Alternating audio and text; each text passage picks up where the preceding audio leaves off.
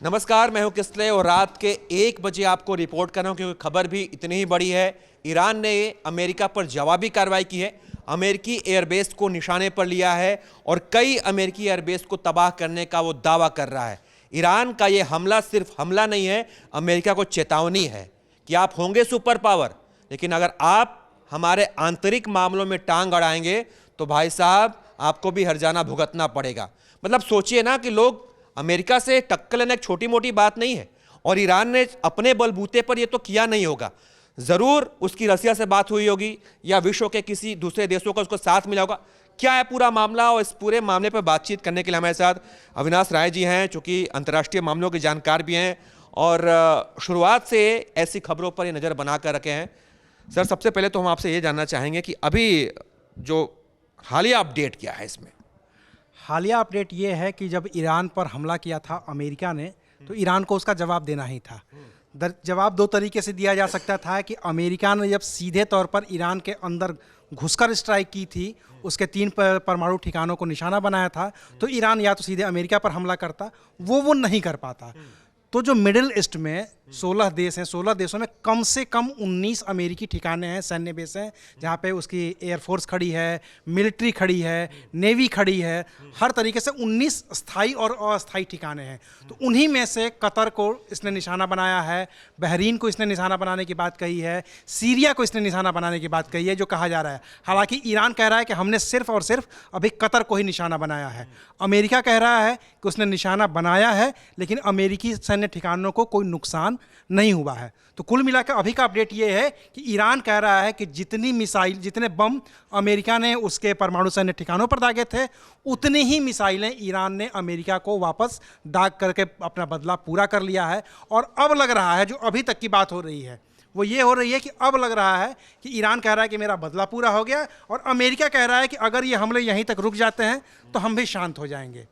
तो शायद ये अब शांति की तरफ भी बढ़ने की भी एक कोशिश देखी जा सकती है। तो अविनाश जी, क्या ये सिर्फ हमला है? जैसे हम कहते थे कि अंतर्राष्ट्रीय पॉलिटिक्स में अमेरिका की दादागिरी चलती है, वो अपने आप को सुपर पावर बताता है। ट्रंप हर जगह पहुंच के सीज फायर का जो है श्रेय लेने में लगे रहते कि हमने युद्ध रुकवा दिया, युद्ध रुकवा दिया, युद्ध रुकवा दिया। ऐसे सिचुएशन में ईरान का अमेरिका पर हमला, क्या ये सिर्फ हमला है कि ये चेतावनी है? ये बताया जा रहा है कि आप होंगे सुपर पावर, हमारे पास इतनी हिम्मत है, मैं विश्व के उस चुनिंदा देशों में शामिल हूं कि मर जाऊंगा, मिट जाऊंगा, लेकिन अमेरिका तुम होगे सुपर पावर, अगर हमारी तरफ आंख दिखाओगे तो हम तुम्हें जवाब भी उतना करारा देंगे। ये चेतावनी, ये बड़ा एक कहा जाए एक बड़ा मैसेज, ये बड़ा मैसेज पहले से भी दिया जा रहा था। ईरान कभी झुका नहीं है। ईरान बार बार कह रहा था कि हम झुकेंगे नहीं। उसके सारे टॉप कमांडरों को मारे जाने के बावजूद अयातुल्लाह अली खामेनेई ने यह कहा कि हम झुकेंगे नहीं। उन्होंने कहा कि अगर मुझे मार देते हो तो भी हमारे 3 उत्तराधिकारी तैयार हैं, मेरे मरने से भी कोई फ़र्क नहीं पड़ना है। चूँकि ट्रंप ने कहा था कि मैं जानता हूं कि खमेनेई कहाँ छुपे हैं और हम उनको निशाना बना सकते हैं, लेकिन अब हम नहीं बनाएंगे। तो खमेनेई ने उस समय भी कहा था। अली हतामी, जो अमीर हतामी, जो नए आर्मी चीफ बने हैं ईरान के, उन्होंने सुबह ही कह दिया था कि हम इसका बदला लेंगे। तो ईरान कुल मिला के अपने अस्तित्व की जंग लड़ रहा है। उसको बचना, खुद को बचाने के लिए उसको हमले करना ही ज़रूरी है।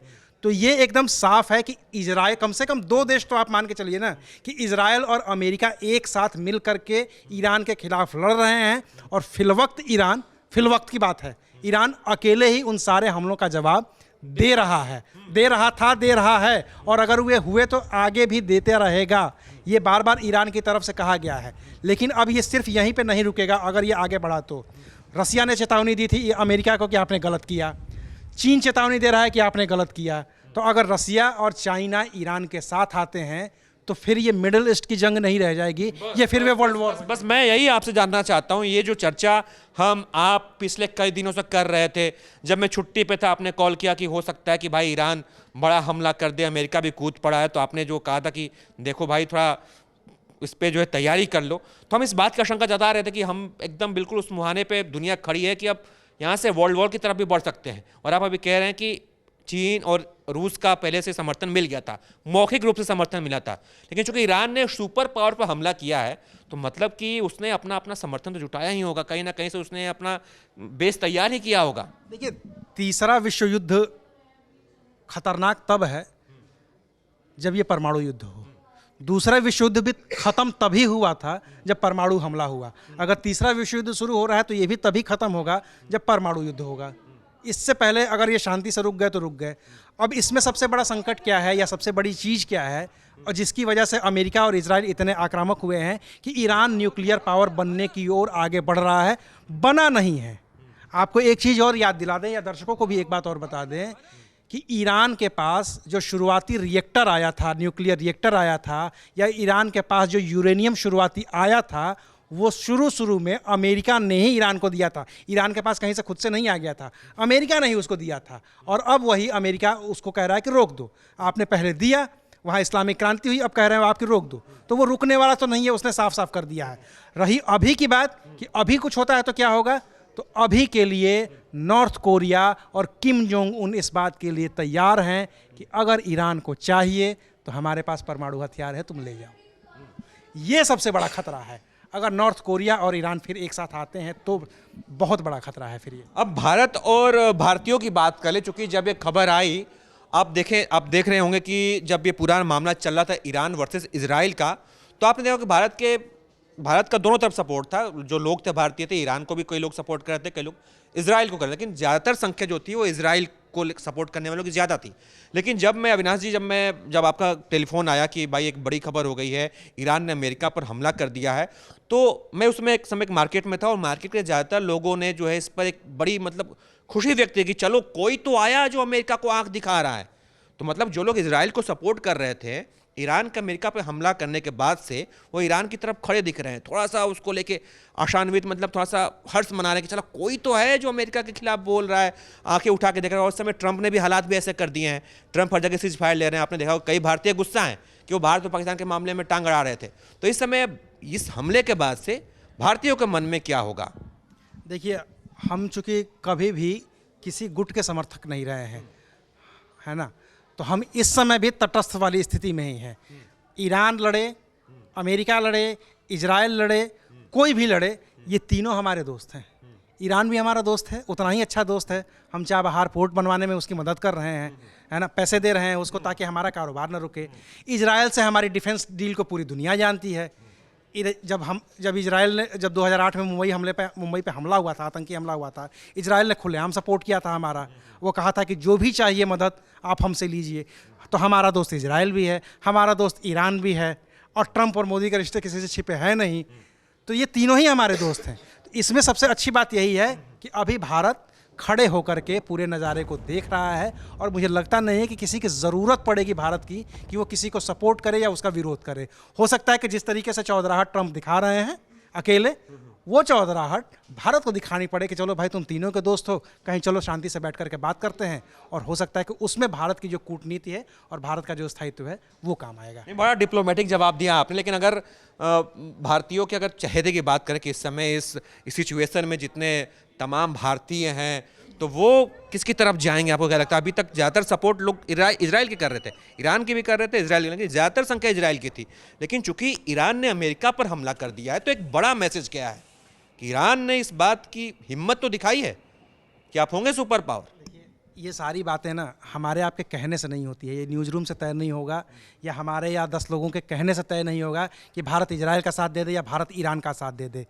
विदेश नीति, चाहे वो कोई भी नेता हो, किसी भी दल का नेता हो, चाहे वो अभी पिछले मनमोहन सिंह हो या अभी फिलहाल नरेंद्र मोदी हैं या आने वाले भविष्य में भी कोई होगा, तो विदेश नीति हमारी कमोबेश एक जैसी रहती है। कोई ट्रंप जैसा ही आता है तो सब कुछ एक बार में उलट पलट कर देता है। भारत में ऐसा नहीं होता है, ये लोकतंत्र है। और हमें अमेरिका से, ईरान से या इजराइल से ज़्यादा चिंता अपने लोगों की है। हमें अपनी चिंता करनी है, अपने लोगों की चिंता करनी है। इसलिए मुझे नहीं लगता है कि भारत इस पचड़े में पड़ेगा कि हमें किसका साथ देना चाहिए। और आप किसी इंडिविजुअल का साथ दे सकते हैं, मैं किसी इंडिविजुअल का। हमारे आपके साथ देने से ना तो ईरान रुकने वाला है, ना इजराइल रुकने वाला है, और ना भारत किसी का समर्थन करने वाला है। तो ये बात, विदेश नीति की जो बात है, वो चाय नाश्ते की बात नहीं होती है, ये बहुत बड़ी चर्चा होती है। आगे पीछे देख करके सोचा जाता है, और भारत की सरकार इसमें सक्षम है, वो लोग सक्षम हैं, वही तय करेंगे। सरकार जो तय करेगी हम उसमें साथ हैं। अगर मैं इतिहास की बात करूं तो ईरान ने जो इस तरीके से अमेरिका को जवाब दिया है, इसे हम ऐतिहासिक घटना माने। हालिया पिछले कुछ वर्षों में शायद कोई पहला देश जिसने अमेरिका की आंखों में आंखें डाला हो, क्या तुमने हमला किया तो लो, हमारा भी हमला तैयार है। इसमें कोई दो राय नहीं है। कि ये जो ईरान ने हमला किया, लेकिन अभी उसमें दो चीज़ें आपको समझनी होंगी ना। ईरान ने जो हमला किया है वो अमेरिका में घुस के नहीं किया है, अमेरिका ने मिडिल ईस्ट में जो अपने बेसेस बना रखे हैं उन पर किया है। तो इन दोनों में अभी फ़र्क है। ईरान अभी सीरिया में हमला कर सकता है, कतर पे हमला कर सकता है, ओमान पे हमला कर सकता है, बहरीन में उसकी 5th फ्लीट खड़ी है उस पे हमला कर सकता है। ईरान अगर अपनी न्यूक्लियर अगर अपनी मिसाइल सीधे न्यूयॉर्क पे दागता है, वॉशिंगटन पे दागता है, तब तो इसको दूसरे मैसेज की तरफ देखा जाए। बस ये बात आपने कही, यही बात आपको समझनी है इस समय कि ईरान ने जो हमला किया अमेरिका पे, बहुत से लोग ये सोच रहे हो कि ईरान ने अमेरिका पे हमला कर दिया, लेकिन ईरान का हमला डायरेक्ट अमेरिका के अंदर नहीं है। अमेरिका के अंदर नहीं कि न्यूयॉर्क में हमला कर दिया, कहीं और हमला, जो अमेरिकी एयरबेस बाहर है अमेरिका से, वहां हमला किया गया है। और ईरान इस बात का दावा कर रहा है कि हमने बदला ले लिया है। तो क्या ये वाकई में बदला ले लिया है? चूंकि जैसा आप भी बता रहे हैं कि आपने हमला किया है अमेरिका से बाहर के, आप अमेरिका में हमला करते हैं, अमेरिका के अंदर जो एयरबेस है उस पर अमेरिकन तो हमारा ईरान के अंदर किया ना भाई। लेकिन जब आप अमेरिका के अंदर नहीं, अमेरिका के बाहर आप हमला कर रहे हैं, तो हमें कैसे मान लें कि आपने बदला ले लिया? अब ईरान कह रहा है कि हमने बदला ले लिया, ये वो कह रहा है कि आपने हमें नुकसान पहुंचाया, हमने आपको नुकसान पहुंचाया। और मेरा ये मानना है कि अगर ये दोनों लोग इस बात पे सहमत हैं कि हमने एक दूसरे का बदला ले लिया और यहीं पे बात ख़त्म हो जाएगी, तो ये दुनिया के लिए बहुत ज़रूरी चीज़ है। और बाकी तो ये अपडेटिंग खबर है, लगातार हम जितनी बातें करते जाएंगे ये बातें होती ही जाएंगी। तो अगली बात अगली वीडियो में की जाएगी। सही है। आप ये बिल्कुल अंत करने का जो है आपने जो लाइन रखी कि यहीं पे अंत हो जाना चाहिए। और हम भी उम्मीद यही करते हैं कि ईरान मान ले भाई कि हम जीत गए, अमेरिका मान ले कि हम जीत गए, या फिर ईरान मान ले कि हम बदला ले लिए, अमेरिका मान ले कि हाँ चलो ठीक है, हमने जितना हमला किया तुम भी बराबर में जवाब दिए, चाहे जैसा भी हो। ये यहीं पर अगर युद्ध रुक जाता तो अच्छी बात है। लेकिन ये सोचने की भी बात है कि ईरान कह रहा है कि हमने बदला ले लिया है। क्या ये वाकई में ईरान ने बदला ले लिया है?